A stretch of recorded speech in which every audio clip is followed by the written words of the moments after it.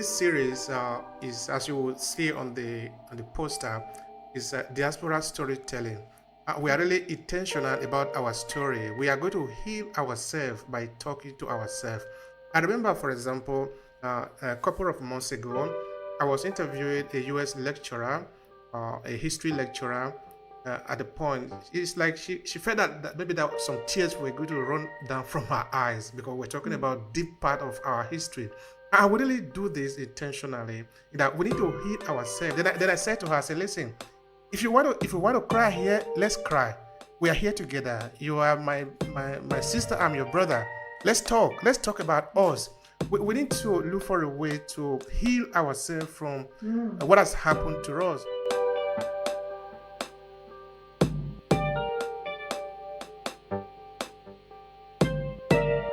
And the best way to do is to connect to our very root. Who are we? That is very important. We don't need, like Gloria was saying before, we don't need to look at something that represents us and we should be afraid of it. We should not. Now, just before I ask Celici to say something, I want to say that I live in Verona. In Verona, there is a museum called African Museum. One thing that might surprise you is that that museum was actually built by missionaries, and the content of that museum are different elements from African culture and tradition and spirituality. And these are the same things that African people are running away from. They have thrown them away. Some of them, they have stolen it and just given it out to the European because they have been told that these things are evil. But on the surface, you don't question this mindset, this rationale. But if you manage to think, like reflect a little bit, you ask yourself, well, if these things are evil, why do you take it to your home? And worst of all, you are Christians. Why do you take it to your home and build a place for it? It doesn't square up. Anyway, this is why we are here. Now, dear Celici, I don't know if I pronounced the name correctly. Please pardon me. It's your time. Tell us something. Hi, Obe. I hope you guys can hear me. I'm driving. My name is Mutidisi. So the L-I is pronounced D in my language. Thank you for that.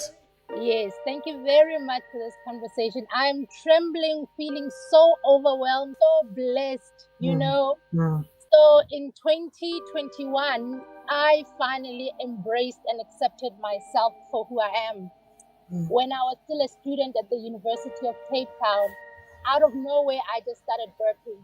And I thought that was, well, in fact, my whole family figured it must be food allergies and did all kinds of things to try and take away these burpings, but they just wouldn't go away. And then I just went on a journey of trying to understand what exactly is going on with me. And in 2009, I was told that I'm a healer. And my educated mindset, in fact, my Eurocentric mindset, immediately rebuffed what I was told and thought, healers. So in my language, we say Ngaka tsa Sesotho, which is a traditional healer. A traditional healer is uneducated. It's dirty. Nobody likes them. They're ugly, and I'm nothing like that. And for 14 years, I rejected that part of myself until COVID hit.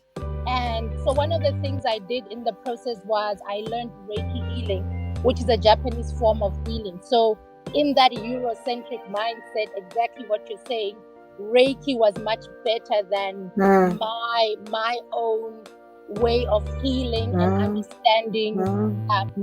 understanding healing.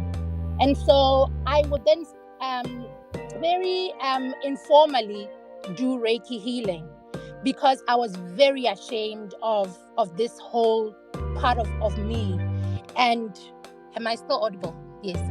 It was even exacerbated by the fact that when I would share with my friends to say, I had this dream, I saw this, then everybody would just say, oh no, you are overcome with the devil, and I was just filled with shame and hid it. COVID came, and the two clients that I secretly would see then said, what's going to happen now that we are in lockdown? How will we then do this? And I said, no, we can do distance healing. And that then began the process of now accepting me for me, and then having to go through the rituals that are needed in order to accept that I'm a traditional healer. But I'm not only, so as I was then growing into this and loving myself, I said, I'm not only a traditional healer, I'm a social anthropologist by training. I'm a consciousness coach, because these are things that I did to upskill myself and embrace, I guess, all skills that I know are within me. And so I ended up calling this process that I offer to my clients Journey to Wholeness, because I said in 14 years, it has been my own journey to wholeness, to accept and embrace me for who I am. Because how do I facilitate conversations with my clients who've come for healing if I'm not healed? I need to talk from a healed perspective.